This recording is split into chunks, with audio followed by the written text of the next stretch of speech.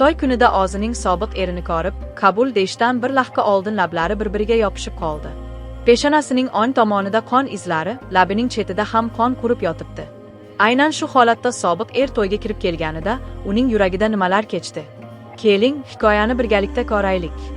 Qabul deyishdan oldingi so'nggi lahzada to'y majlisida o'zining sobiq erini ko'rib, lablari bir-biriga yopishib, qabul so'zi og'zidan chiqmay qoldi. Peshonasining o'ng tomonida yengil qon izlari, labining chetida ham qon jilvalanib yotibdi.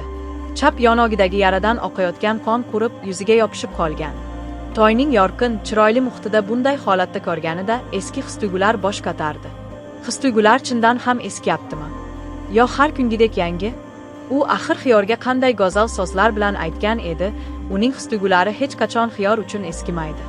Unday bo'lsa, nega bugun yana uning badanida kelinlik libosi paydo bo'ldi? Hoy yigit, sen bu yerda nima qilyapsan?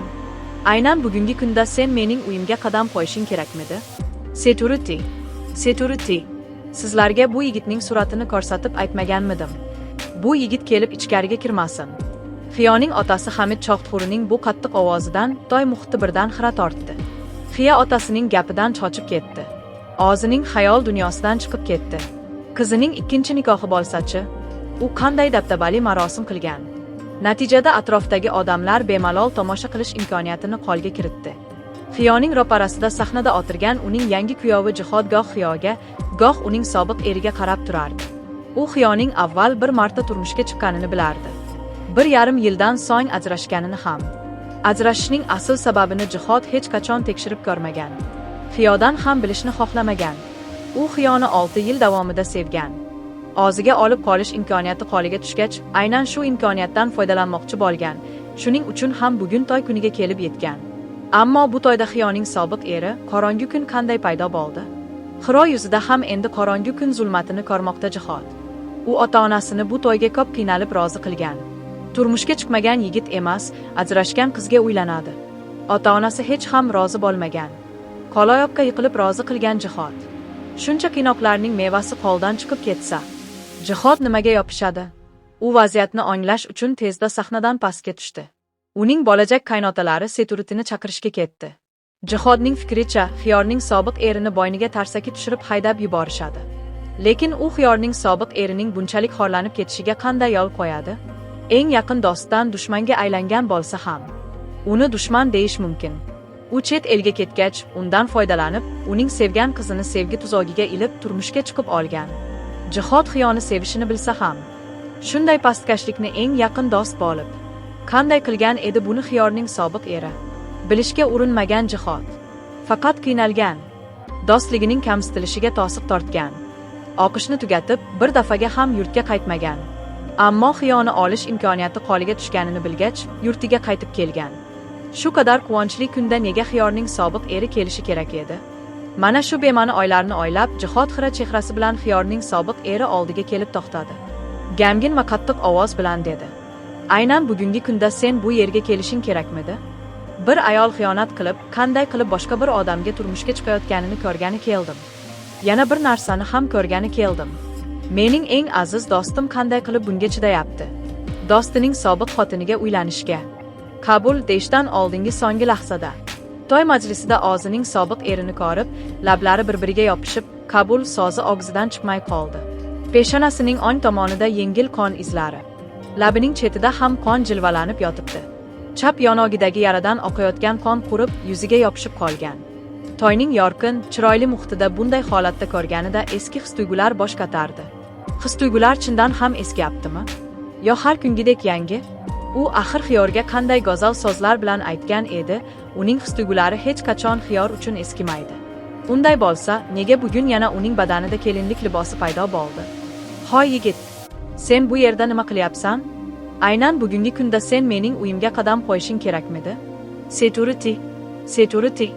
Sizlarga bu yigitning suratini ko'rsatib aytmaganmidim? Bu yigit kelib ichkariga kirmasin.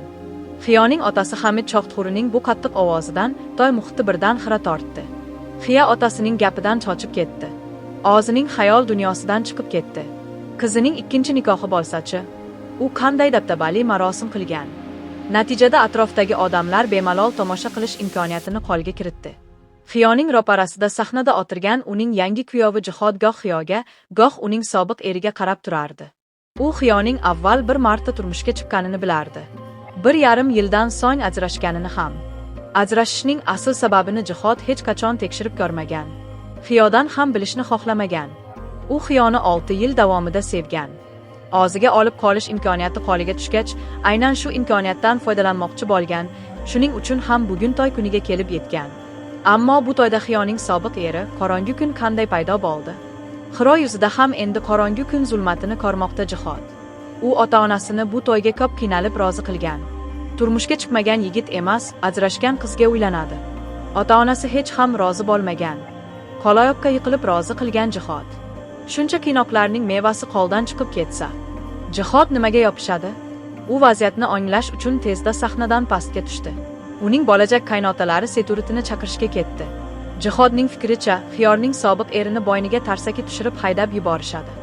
Lekin u Xiyorning sobiq erining bunchalik xorlanib ketishiga qanday yo'l qo'yadi? Eng yaqin do'stdan dushmanga aylangan bo'lsa ham, uni dushman deish mumkin. U chet elga ketgach, undan foydalanib, uning sevgan qizini sevgi tuzog'iga ilib turmushga chiqib olgan.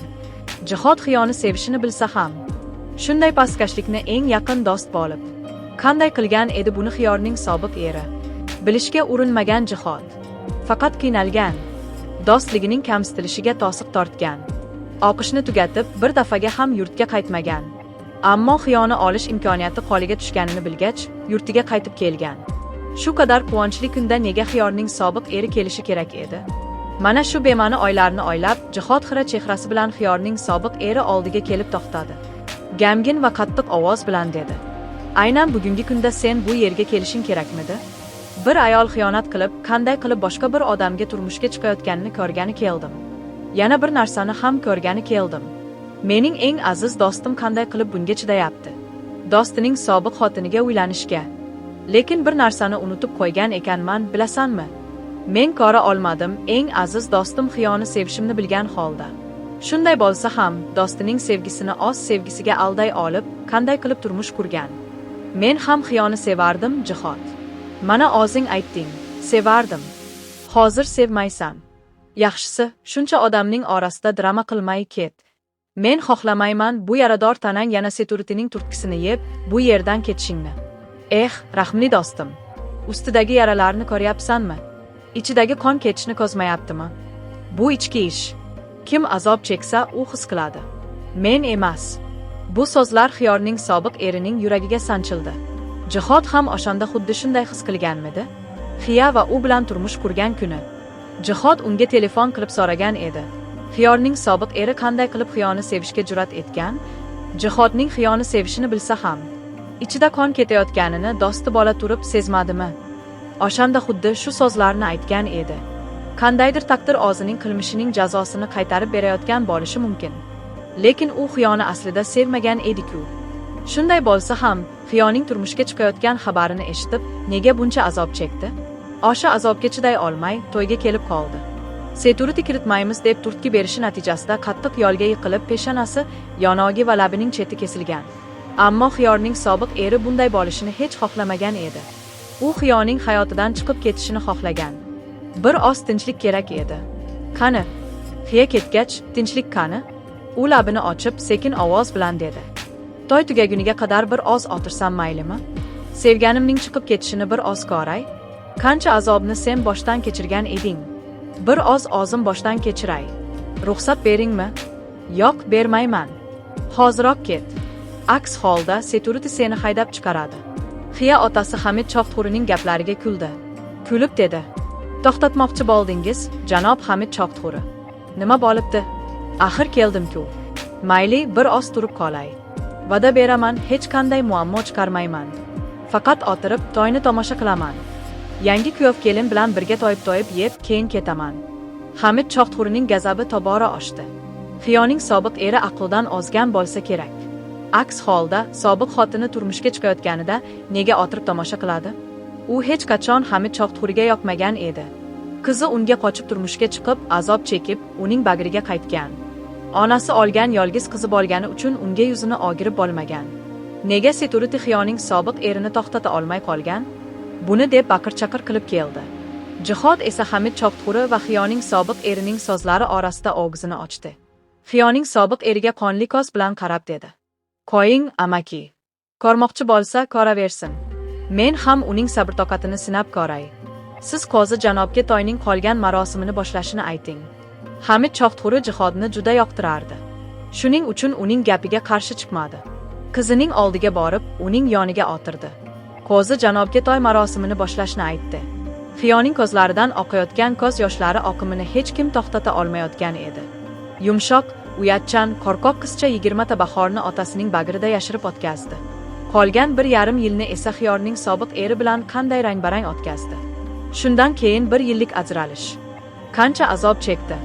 Oxir-oqibat otasining bosimi ostida turmushga chiqishga rozi bo'ldi. Bularning hammasi xayoliga kelganda Xiyo yiglab yuborgisi keldi. Kichkinaligini juda sog'indi. Agar kichkina bo'lsa, xohlagancha oralib yiglay olardi. Xiyoning sobiq eri ikki sahna o'rtasida saf tortgan stullardan biriga o'tirib, Xiyoga tikilib turardi. Xiyo buni payqab ham chetlab o'tmoqchi bo'ldi. Qozi janob yana qabul ayt deganida, u hammani hayratda qoldirib qat'iy ovoz bilan dedi: "Qo'ying, amaki. Ko'rmoqchi bo'lsa, ko'raversin. Men ham uning sabr-toqatini sinab ko'ray. Siz qozi janobga to'yning qolgan marosimini boshlashini ayting." Hamid Choqturi jihodni juda yoqtirardi. Shuning uchun uning gapiga qarshi chiqmadi. Qizining oldiga borib, uning yoniga o'tirdi. Qozi janobga to'y marosimini boshlashni aytdi. Xiyoning ko'zlaridan oqayotgan ko'z yoshlari oqimini hech kim to'xtata olmayotgan edi. Yumshoq, uyatchan, qo'rqoq qizcha 20 ta bahorni otasining bag'rida yashirib o'tkazdi. Qolgan 1,5 yilni esa Xiyorning sobiq eri bilan qanday rang-barang o'tkazdi. Shundan keyin 1 yillik ajralish. Qancha azob chekdi. Oxir-oqibat otasining bosimi ostida turmushga chiqishga rozi bo'ldi. Bularning hammasi xayoliga kelganda Xiyo yiglab yuborgisi keldi. Kichkinaligini juda sog'indi. Agar kichkina bo'lsa, xohlagancha oralib yiglay olardi. Xiyoning sobiq eri ikki sahna o'rtasida saf tortgan stullardan biriga o'tirib, Xiyoga tikilib turardi. Xiyo buni payqab ham chetlab o'tmoqchi bo'ldi. Qozi janob yana qabul ayt deganida, u hammani hayratda qoldirib qat'iy ovoz bilan dedi: "Men bu nikohga rozi emasman. Bu nikohni qila olmayman. Otamning majburlashiga rozi bo'lgandim. Mening tomogimdan qabul degan so'z chiqmayapti. Shuning uchun men turmushga chiqa olmayman." Odamlar orasida Xiyoning sobiq erini ko'rib, shivirlash boshlangan edi. Xiyoning bu so'zlari esa ularga tamaddi qilish uchun yana bir sabab bo'ldi. Jihodning boshiga osmon yiqilgandek bo'ldi. Xiyo hech qachon uning sevgisini tushunmaydimi? Xiyoning sobiq erining labining chetida galaba tabassumi paydo bo'ldi. Jihodga masxaralangan tabassum bilan qarab, oz sevgisining kuchini ko'rsatdi. Jihodning otasi Jahir Ahmad shuncha voqea orasida shu paytgacha mehmon o'rindigida gamgin chehra bilan o'tirgan edi. Ogli Kanadadan magistrlik darajasini olib kelgan. Qancha yaxshi oilalar Ogliga turmush qurish taklifi bilan kelgan. Ogli esa hammasini rad etib, oxirida Xiyo ismli ajrashgan qizni tanlagan. Oglining baxti uchun indamay hammasiga rozi bo'lgan. Gamgin tabiati tufayli barcha muammolardan qochib, to'y oz yo'lida bo'lishini kutgan. Keyin esa yana bir lahza ham kechiktirmasdan Ogli va kelini bilan to'ydan chiqib ketmoqchi bo'lgan. Ammo 2 marta ketma-ket Oglining xorlanishiga chiday olmadi. Bu qiz uning Ogliga nimani qo'shib qo'ygan? Otasining bosimi bilan turmushga chiqishga ha deb qo'yib, sobiq erini ko'rib, birdan sevgi uyg'onib qolganmi? U bu xorlikning javobini berish uchun o'rnidan turdi. Gamgin qotib qolgan yuz bilan dedi: "Haqiqatan ham bu nikoh bo'lmaydi. Qaysi qizning to'y kunida uning sobiq eri kelib, to'yga tosqinlik qilsa, o'sha nikoh bo'lishi mumkin emas. Jihod, ota bo'lib, senga buyuryapman. Keling, bu yerdan ketaylik."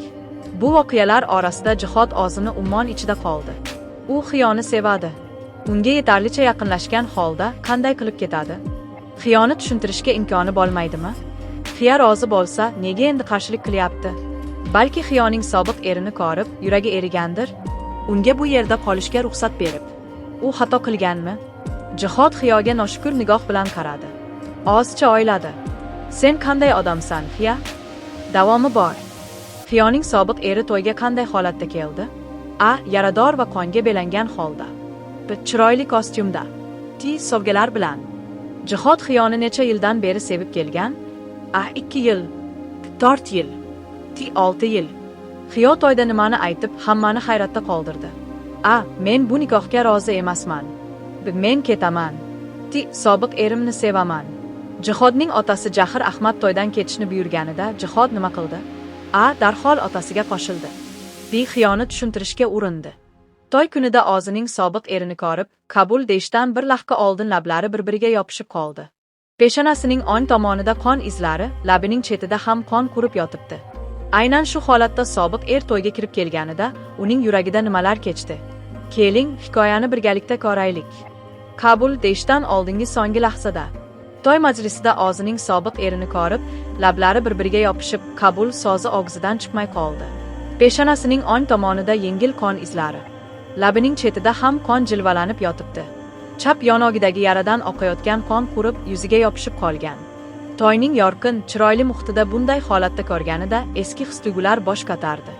His-tuyg'ular chindan ham eskyaptimi? Yo har kungidek yangi? U axir Xiyorga qanday go'zal so'zlar bilan aytgan edi, uning his-tuyg'ulari hech qachon Xiyor uchun eskimaydi.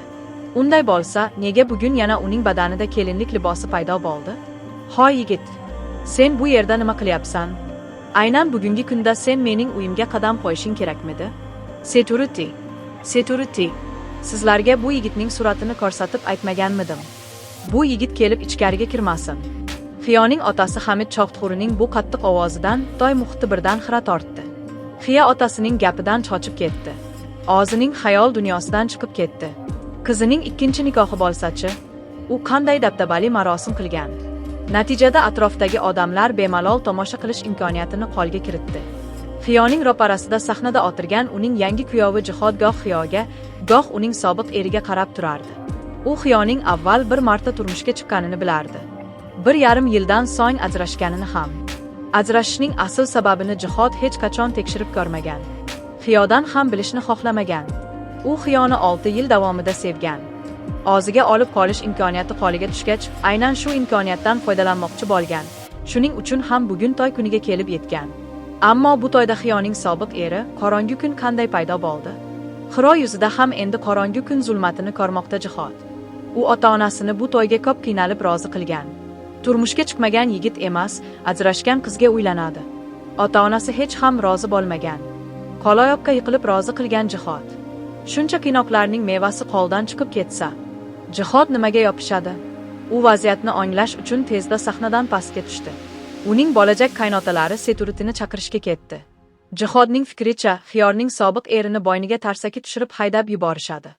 Lekin u Xiyorning sobiq erining bunchalik xorlanib ketishiga qanday yo'l qo'yadi? Eng yaqin do'stdan dushmanga aylangan bo'lsa ham, uni dushman deyish mumkin. U chet elga ketgach, undan foydalanib, uning sevgan qizini sevgi tuzog'iga ilib turmushga chiqib olgan. Jihod Xiyoni sevishini bilsa ham, shunday pastkashlikni eng yaqin do'st bo'lib, qanday qilgan edi buni Xiyorning sobiq eri?